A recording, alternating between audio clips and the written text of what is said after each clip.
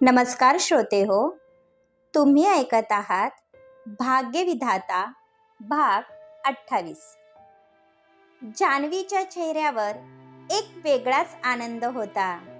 तिच्यामध्ये झालेला बदल घरच्यांना जाणवत होता आणि हे फक्त सिद्धार्थमुळे शक्य झालं होतं।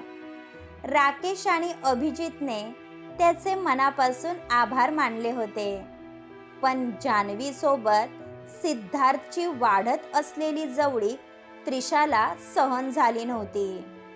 दोघांच्या नात्याचं भविष्य नव्हतं, तरी सिद्धार्थ ज्या प्रकारे तिची केअर करत होता ही गोष्ट तिला खटकत होती, कारण तिला जे प्रेम हवं होतं ते मिळत नव्हतं, म्हणून तिचं जेलस होणं स्वाभाविक होतं।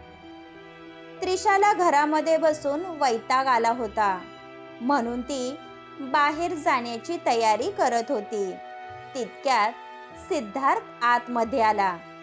तुझी इतकी हिम्मत, माझ्या बेडरूम मधून चालता हो, त्रिशा त्याच्यावर ओरडली। त्या दिवशी तू माझ्या परवानगीशिवाय माझ्या रूम मध्ये आली होती, तेव्हा मी पण हेच म्हणायला हवं होतं। एनिवे, तुला काहीतरी दाखवायचं होतं। सिद्धार्थने मोबाईलमध्ये व्हिडिओ ऑन केला आणि तिला दाखवला, जे पाहून त्रिशाच्या तोंडचं पाणी पळालं। आधी तो डिलीट कर, त्रिशा म्हणाली।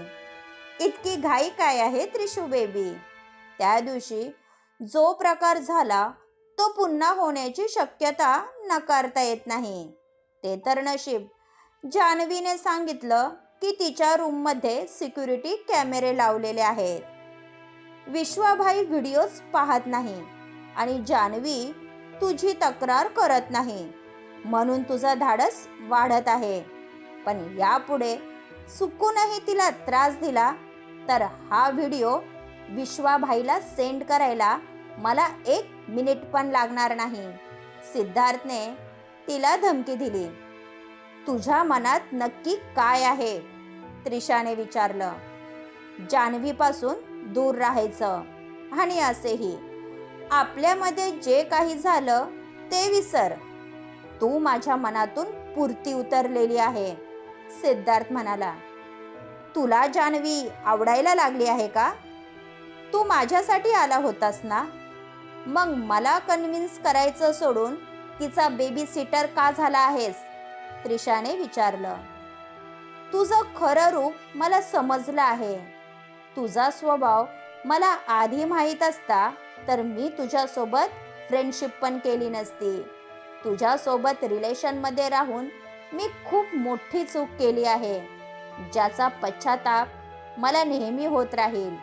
तुला जे सांगितलं ते लक्षात ठेव। सिद्धार्थ निघून गेला। त्रिशाच्या मनासारखं काहीच होत नव्हतं, पण लवकरच ती सर्वांना जन्माची अद्दल घडवणार होती।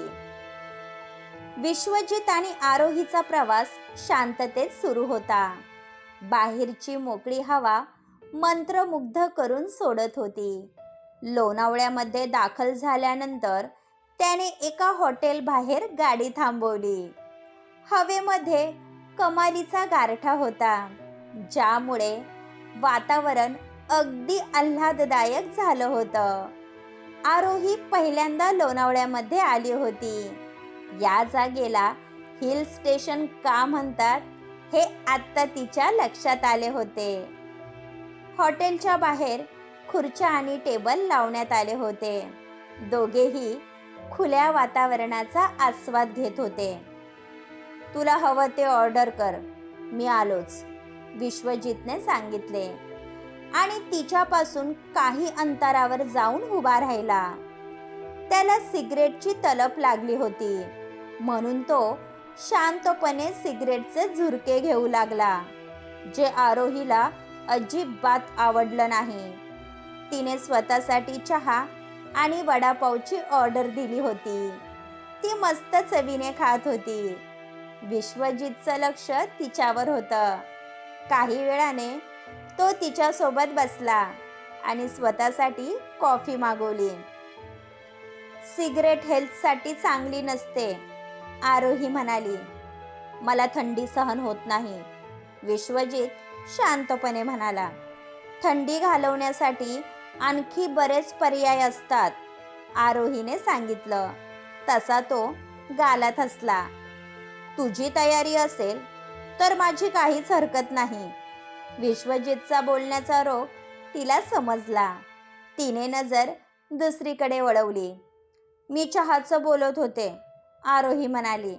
मला कॉफी आवडते. विश्वजितने कॉफी संपवली आणि दोघेही पुढील प्रवासासाठी निघाले. थंडी असल्यामुळे आरोहीने दोन्ही हात स्वतःभोवती लपेटून घेतले. विश्वजितने अंगातलं जॅकेट काढलं आणि तिच्या अंगावर टाकलं. मी ठीक आहे. तुम्हाला थंडी सहन होत नाही ना, आरोही काळजीने म्हणाली. माझी थंडी घालवण्यासाठी तू आहेस ना, विश्वजित गालात हसत म्हणाला. आरोही पटकन गाडीत जाऊन बसली. त्याने मंद आवाजात सॉन्ग सुरू केले. हा प्रवास कधीच संपू नये असं त्याला वाटत होतं. त्याने अलगद तिचा हात आपल्या हातामध्ये पकडून ठेवला. त्याच्या तळ हाताची ऊब तिला सुखावत होती. त्याचा उबदार स्पर्श तिला हवा हवासा वाटत होता. दोघांच्या हाताची बोटं एकमेकात गुंफली होती. हा स्पर्श तिच्या ओळखीचा होता. आरोहीचं अंतर्मन तिला सांगत होतं की त्या दिवशी तिच्यासोबत विश्वजित होता, पण जोपर्यंत ती शहानिशा करणार नव्हती तिला चैन पडणार नव्हतं. नकळत आरोहीने त्याच्या खांद्यावर डोकं ठेवलं आणि डोळे मिटून घेतले. विश्वजित सोबत असताना तिला कशाची पर्वा नव्हती. शमशेराने जयाला तिच्या घरी ड्रॉप केलं. त्याला सोडून जाणं तिच्या जीवावर आलं होतं. तू माझ्या फ्लॅटवर येऊन का राहत नाही? तिथे मी एकटाच असतो. तुला काहीच प्रॉब्लेम होणार नाही, शमशेरा तिचा हात हातात घेत म्हणाला. मला कोणावरही ओझं व्हायचं नाही, जयाने सांगितलं. त्याने जयाला आपल्या जवळ ओढलं. आधीच तुझ्या प्रेमामध्ये मी वेडा झालो आहे. माझ्यासाठी तू ओझं नाही, माझी जबाबदारी आहे. माझं जे काही आहे त्यावर तुझा समान अधिकार आहे. फक्त मला सोडून जाऊ नको, नाहीतर मी बर्बाद होईल. शमशेराची डायलॉगबाजी ऐकून ती खळखळून हसली आणि त्याच्या मिठीमध्ये शिरली. आयुष्य किती सुंदर आहे हे तू भेटल्यानंतर समजलं. आपल्या नात्याला कोणाची नजर लागायला नको, जया त्याच्या केसांमधून हात फिरवत म्हणाली. म्हणून सांगत असतो, लग्न कर. माझ्यासारखा मुलगा तुला शोधूनही सापडणार नाही, शमशेरा म्हणाला. जे खरं होतं. कितीतरी वेळ दोघे एकमेकांच्या मिठीमध्ये बंदिस्त होते. मला निघायला हवं. जुलिया वाट पाहत असेल. आज ती गोव्यावरून येणार होती. जया त्याच्यापासून बाजूला झाली. उद्या येशील? शमशेराने विचारलं.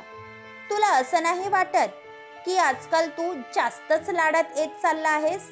तुझं रोजचं झालं आहे, जया नाक मुरडत म्हणाली.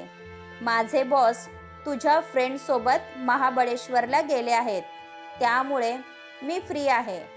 ते आल्यानंतर आपल्याला वेळ मिळणार नाही, शमशेराने सांगितलं.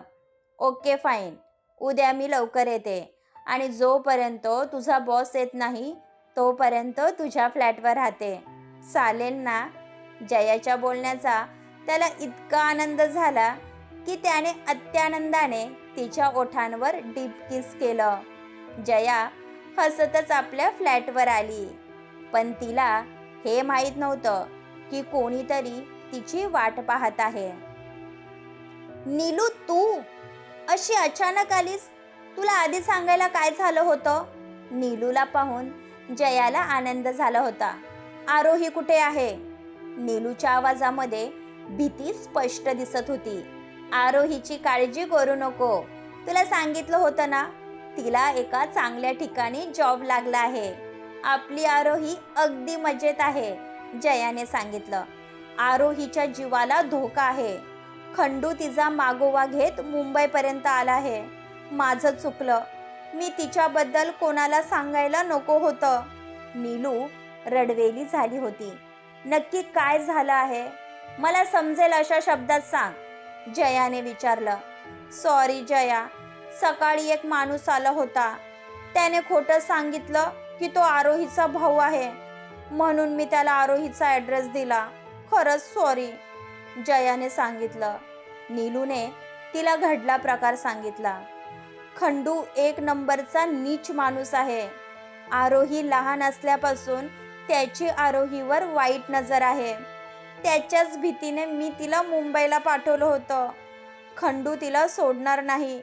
नीलू रडायला लागली होती. तू आधी शांत हो पाहू. आरोही अशा ठिकाणी आहे जिथे तिच्या केसालाही धक्का लागणार नाही. तिला कोणी नजर वर करून जरी पाहिलं तरी त्या व्यक्तीला स्वतःचा जीव गमवावा लागेल. यावेळी ती बाहेर गेली आहे.